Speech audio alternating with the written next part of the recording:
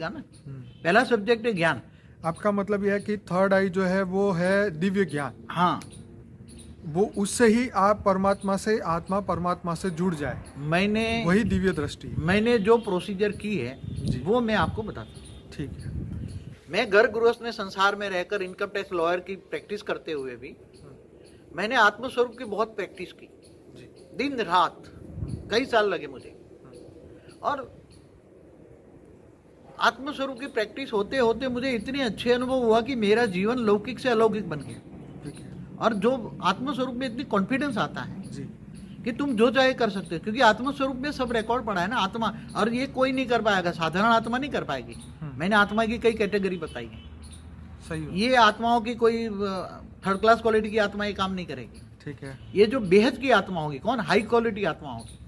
High quality आत्मा ही ये आत्मस्वरूप का ज्ञान निमज करेगी। ओके। आत्मस्वरूप में स्थित होने का पुरुषार्थ करेगी। पहले तो ज्ञान लेके मैं कौन हूँ और विद द ऑलमाइटी ऑथोरिटी।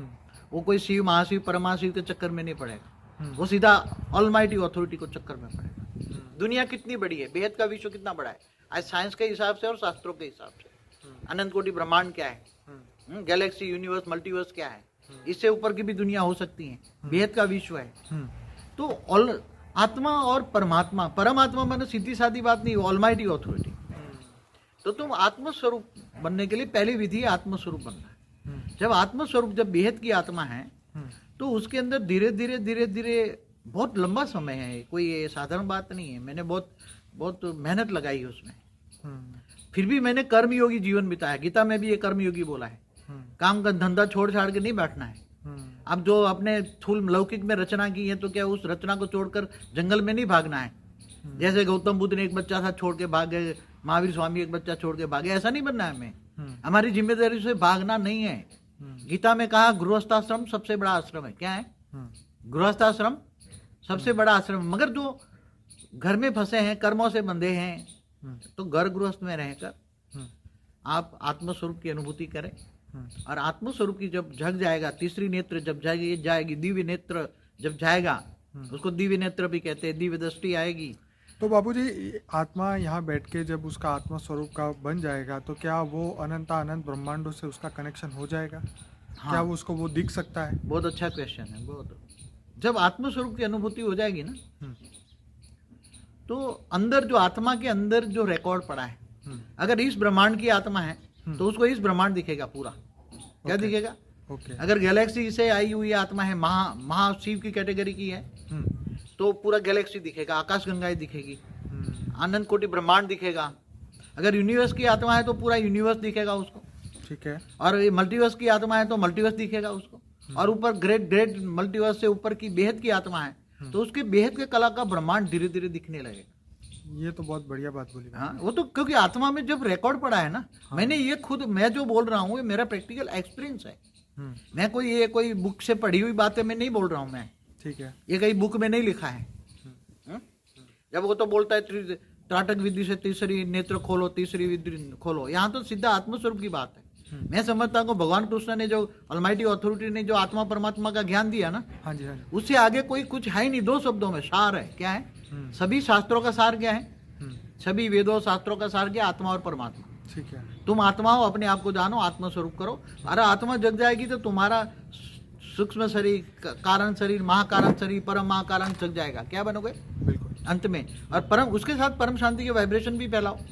पूरे दिन परम शांति, मैंने कई वीडियो में बोला है, परम शांति के वाइब्रेशन फैलाओ। बेहद की परम महाशांति है, ये वाइब्रेशन फैलाओ तो घर भी मंदिर बन जाएगा, वाइब्रेशन चेंज हो जाएगा, वायुमंडल ठीक हो जाएगा और घर भी मंदिर बन जाएगा, आसपास वाले भी सुखी हो जाएंगे। सुखी होने का रास्ता ही है परम शांति। इसका मतलब ये हुआ कि जब हमें आत्मा का परमात्मा से कनेक्शन हो जाता है, हाँ। आत्मा स्वरूप के द्वारा हमारी थर्ड आई, मतलब हमें वो दिव्य दृष्टि मिल जाती है, हाँ। जिससे हमारी आत्मा के अंदर का जो रिकॉर्डिंग्स है, हाँ। वो खुल जाता है और आत्मा जो है वो स्वयं परमात्मा की तरह बन जाती है।